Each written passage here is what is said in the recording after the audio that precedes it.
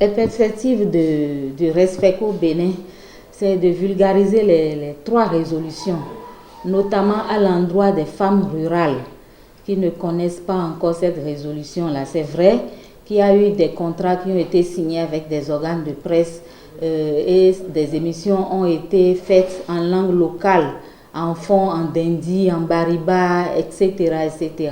Mais nous voulons descendre sur le terrain, aller voir les femmes directement et leur parler de ces résolutions. Nous comptons également vulgariser le plan d'action de la composante femmes, paix et sécurité du cadre de prévention des conflits de la CEDEAO. Et nous pensons même entreprendre ces activités-là dès janvier ou février 2019. Une autre perspective, c'est de pouvoir rechercher d'autres appuis, d'autres partenaires pour poursuivre nos activités et avoir un personnel permanent, un nombre impressionnant de personnel à notre disposition au bureau. Une autre activité que nous prévoyons, c'est de mettre en place des comités de paix dans les écoles. Dans les écoles, nous voulons mettre en place des comités de paix avec des activités de renforcement des jeunes sur la citoyenneté et la paix.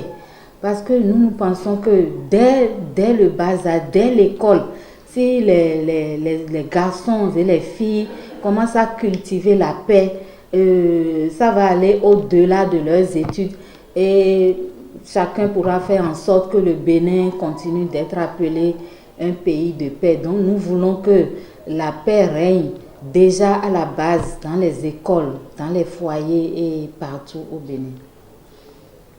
À la base, dans les communes, dans les arrondissements, dans les villages, nous avons prévu des activités de causerie débat avec les femmes analphabètes dans la langue du milieu.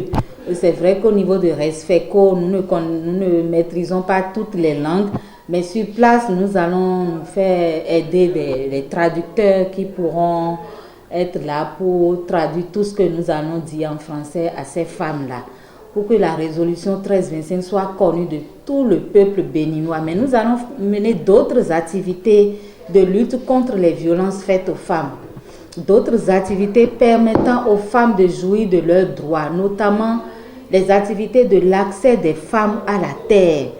Ce problème est présent dans presque toutes les communes du Bénin.